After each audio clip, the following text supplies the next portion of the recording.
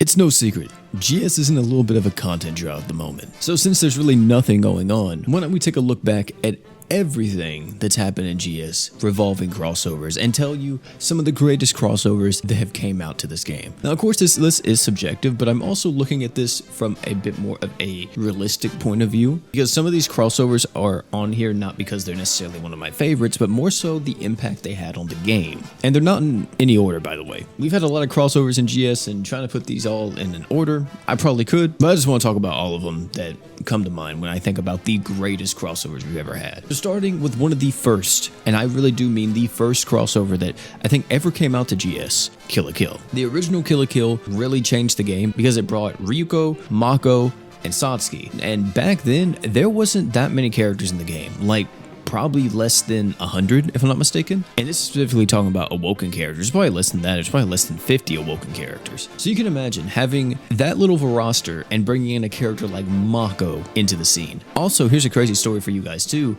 is that whenever Mako first released, the awoken era wasn't actually a thing yet in GS Global or GSJP. So whenever they first came out, Mako was actually a unawoken character, and her art, the 100 art gauge art, was actually what we know as her true art nowadays, being able to give you healing, arts damage buffs, and arch generation. That was on a art. Also back then, arch gen was kind of very rare. It's kind of crazy to say that compared to how it is nowadays. Whenever this unit came out, it was like, oh my god, thank you Yamapi, because it was that hard to get a hold of anybody that had any like AoE arch gen for the team. That was one of the reasons why also Awoken Finn back in the day was so massive whenever he did finally get his awakening, because he was a readily accessible arch gener, and like I said, they were very hard to come by compared to how it is now. But later on, of course, Kill la Kill kind of just kept gaining momentum, especially once we got into like the Ascended era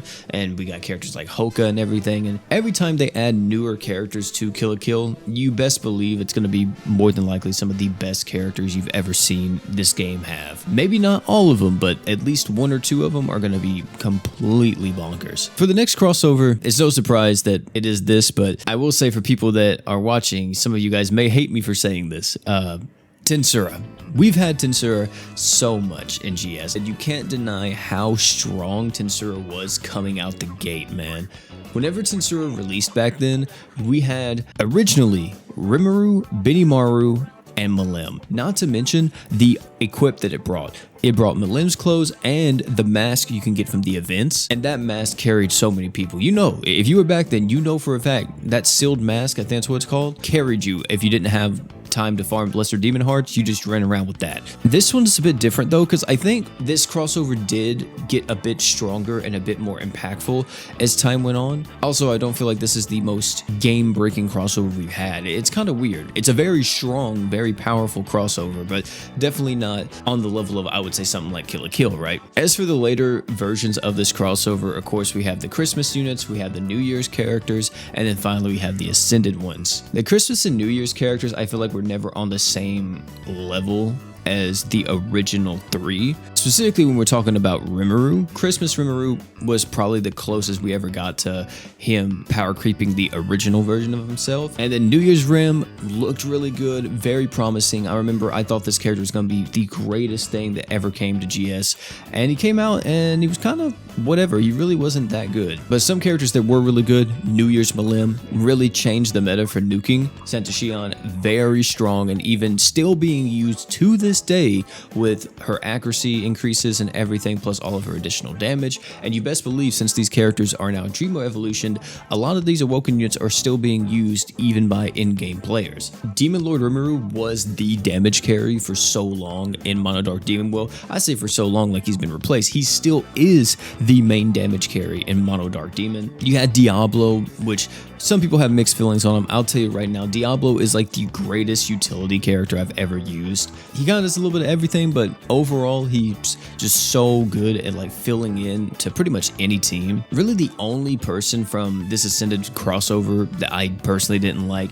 is Combat Form Milim. And the reason why I always hark on combat form of limb is because whenever a character just has a huge multiplier and no kind of like damage buffs or crit damage, super crits, whatever it might be, backing it up, that insanely high multiplier isn't going to hit as hard as someone who has like, you know, a 200,000 multiplier with tons of damage ups, maybe even like super crit or whatever else, and they're gonna always out damage that Malim because Malim needs those additional damage buffs. Sure, you can give it to her with other characters and she's still gonna hit hard, but just not having any innate built-in damage buffs. Not to mention she's so slow because you have to ramp up to her power level, right? Then we finally got the next version of Tensura, the other Ascended version, and for some reason the only other character that I can think of that came out from that Ascended version was Rimuru, like Demon Lord Rimuru. There was another one, right? There was a different, hold on, I gotta look up the database. Oh my goodness. Oh, it was Shuna.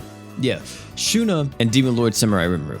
That's why I didn't remember. For some reason, I always think Shuna's from a different crossover. Samurai Rim, nowhere near as good as Demon Lord Rimuru when it came to just overall power, and I still believe that Samurai Rimuru's super art is a little bit lacking. Like, just overall, I don't use it whatsoever. The same issues I have with Combat Form of Limb, applies to Demon Lord Samurai Rimuru's art. Very solid character and definitely helped out Mono Demon because now it's just double Rimuru and then, you know, Albedo, and I guess you go like Demon Lord Vox because of the crazy stats up and accuracy. And that team's just super tanky, super heals. And even though Mono Demon nowadays is not really as crazy as it used to be, it's still like pretty potent. Now this is a throwback, man. We always bring this up when we talk about, man, what crossover should they rerun? YuYu Hakusho was single-handedly one of the crossovers that I think really pushed GS's popularity by a ton. Like, I mean, skyrocketed it. I still remember the amount of people who was like freaking out and so upset that we were getting an anime that was relatively older, and they were like, no one's gonna be interested in this, no one's playing. Meanwhile, here I am, and I would say majority of everybody else freaking out that we're getting YuYu Hakusho, a legendary anime in GS. And they came out swinging with this crossover, dude. They did everything right, and this was one of the first times where I was like, holy shit, GS, you might be cooking. If you do this with every crossover in the future, people are going to stick around forever. They're going to play every single crossover that comes out because this is so good. Unless my memory is failing me, YuYu Hakusho was one of the first crossovers that did the 120 luck crossover characters. Mind you, we're still in the Awoken era whenever this happens, not the Ascended era. So we got Awoken characters, some of the strongest characters that you can get, that can be made 120 luck, and these units were insane when they dropped. I don't want to say any single one of them was necessarily breaking the game, but all of them were so good, and it was such a hype moment. Because here's another thing that was a huge kicker. YuYu Hakusho not only brought their characters at max luck, you also could get one of them for free. You got a guaranteed crossover ticket for free just by logging in, and this crossover ticket guaranteed you a singular character. I don't know the last time they did that. It's been so long, maybe within a Awoken crossover they possibly have done it, but that right there was massive. And it was kind of a theme going forward for a little bit after YuYu Hakusho. We had quite a few crossovers that came out where they did have that guaranteed crossover ticket, but YuYu Hakusho was like the first time that we actually saw that in action. I kind of hinted at it before though, in the overall meta, YuYu Hakusho was really good, but they were kind of all like just S tier characters. They weren't really like above the pack of everyone else, because in the Awoken era, one of the things that everybody had to do, especially if you were more of a support unit, like for example Yusuke, you had to compete with Mako. Everybody had to compete with Mako. And then we also had like Rimuru, Human Rimuru, which was an insanely good support character. You had a Serpa. There was a lot of competition in the support role, but mainly every single team had Mako. They were that good. Like, you had to have Mako on your team to even be competent back then. And if you didn't have Mako, you were severely lacking in terms of the power of your account. But YuYu Hakusho was also, I think, the first time that we saw the whole art gauge recharge mechanic, or whatever, the J archetype. The first one that actually started this entire thing was not Gray. It was actually Kazuma. Kazuma from YuYu Hakusho was the first unit that we ever saw where you're able to increase your own arts by 80 at the start of the battle, but at the start of the quest, he increased his own arts by his luck. So on the first stage, he would have enough to, of course, use his art or his true art. Every stage after that, he got 80, so, you know, you pretty much just spammed your art over and over, and you were bound to have enough for all the stages that you needed, hopefully. And I hope one day we see YuYu Hakusho return as an Ascended crossover with all these units kind of like revamped or something of that sort, because I think Ascended YuYu Hakusho would go so hard and so many people would freak out, especially if this was one of the first crossovers that they gave away like one of the Ascended units for free. I'm just saying, I think it would be monumental in GS if they did that. If you're talking about crossovers and some of the greats of all time, you can't leave out One Punch Man. One Punch Man, whenever it first dropped, was just Saitama and TT. Boros and Genos too, but they were free. In terms of the summonable characters, you only had Saitama and TT, and these two units were so insane back then. This was coming off the tail end of Kill la Kill, so some people did overlook them because they were like, oh, they're just not as good as Mako, but you couldn't deny the fact that Saitama back then was insane. If I'm not mistaken, he had a 30,000 multiplier or a 50,000. It may have been more than that, but I think it was either 30 or 50. A 50,000 multiplier on a unit like this, and being able to give him like crit rate with letter bag or whatever else to ignore defense really pushed the nuking medium forward. There was probably some people nuking before Saitama came out, but when Saitama dropped, I feel like this is where everything changed. Later on, of course, One Punch Man got a few more iterations, adding stuff like Fubuki and Sonic and all of them. Not to mention later on, it got the Ascended version, and we got Hero Saitama, which is easily one of the greatest characters we've ever seen in GS. So this crossover has just gotten better over time, and it still lives up to how crazy it was way back in the day, back in like what, 2019, 2020, when we first saw it. And since we're on the topic of nuking, you can't talk about nuking without Saitama and Tokyo Revengers. Specifically, Mikey and Draken. Tokyo Revengers was another crossover that kind of came out of nowhere. I think whenever everybody saw it, a lot of people were like, wait, what? It was hype because it was one of the current animes airing for that season, if I'm not mistaken. But it was also like, this doesn't really fit. You know, I mean, sure, Takamichi has the whole time travel thing, but like, the other guys are just kind of throwing hands, you know what I mean? And everybody else in GS are like magical beings or gods or whatever else that have some kind of power. But I'm so glad they chose this crossover because Mikey and Draken, easily some of my favorite characters that's ever came out to this game. Mikey was really good just for nuking because he had the crazy damage plus the passive. This passive was insane back then. The increased crit damage, I think based on how high your own HP is, and not to mention his true art had that crit.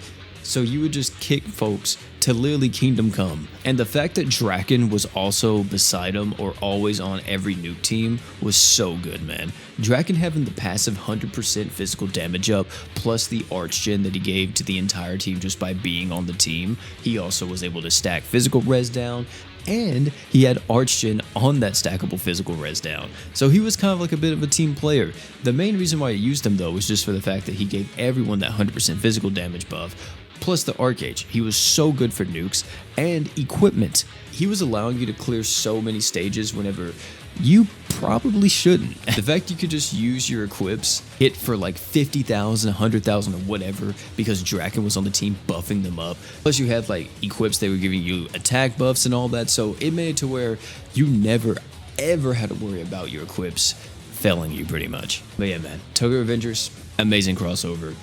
I kind of wish that we were back in that time, to be honest, because that was something back then, man. The next crossovers are all Ascended crossovers, and you might be able to guess pretty much all of them, if you know me. Let's start with the first one, Fate. It's no surprise that Fate's on this list as one of the greatest crossovers ever created. It brought so much hype to the game, not to mention Fate is such a big name and so beloved by so many, including myself. I do love Fate, and for a while there, I was a mean Fate Grand Order player. I'm talking about an insane F-Go player. Nowadays, I don't really play Fate anymore, but I still try to keep up here and there with some of the unit releases or what's going on in the story, because that story is hands down one of the greatest stories I've ever read. You had Chloe, which was just a ridiculous support character. Break power up. If you break, you get 200 arc gauge to the entire team. You had Rin and Luvia, which ramped up your entire team's damage every time they inflicted a burn. One of the premier mines units back in the day. You had Miyu, which was insanely strong as just a damage buff for human characters, but also dealt a lot of damage herself. And then, of course, you can't forget about the big man, you know, Shiro Emiya. Shiro Emiya just came in and was hands down the one thing that made it to where, oh, we no longer needed like just taunt tanks. We were now moving past taunt tanks, and we are in the era of the damage mitigation tanks. And a lot of people enjoy using damage mitigation tanks a lot more than taunt tanks, including myself. I do prefer damage mitigation over taunt tanks in most situations. It just feels better to use. I don't know how else to explain it. And this guy kind of spawned pretty much a lot of other damage mitigation characters, especially the Ascended ones, because later on, you know, we got Hero Saitama, which we talked about for a little bit, and then you got like another one like Beta, for an example. So this guy doing all that work, and still, even now, one of the greatest characters. I still use this guy all the time. Sure, I use Hero Saitama be a bit more now, but hey, Shiro Emiya, still up there, man. This is another time in the game where I'm like, dang, I wish that like we could go back to whenever Fate, like the very first Fate got announced, and just like relive that type of stuff, because I think it was just so hype, man. I just have very fond memories because that was the crossover where I just hit everything, dude. I don't know what it was. I literally got every single character within like a few multis, and it was ridiculous. A lot of people were playing the game, a lot of people were talking about it, and that's personally what I love the most. I don't know what it is. It's not really like, oh, you know, if the crossover is good or bad. If a bunch of people are playing it and a bunch of people are talking about it, and in the game we're brainstorming about different characters, team comps, all that type of stuff, I love that the most. That is what I appreciate the most, and that's whenever GS is at its peak for me. Whenever GS is at more of this down period, like how it is now with Tensura and stuff, I kind of just despise the game here and there, because it's like, man, dude, come on, you guys are just killing the community right now, and that's kind of all this game really is. Once you get past all the content, you really only got the community. And then last but not least, probably my favorite crossover of the Ascended era next to Fate, Frieren. I couldn't believe it.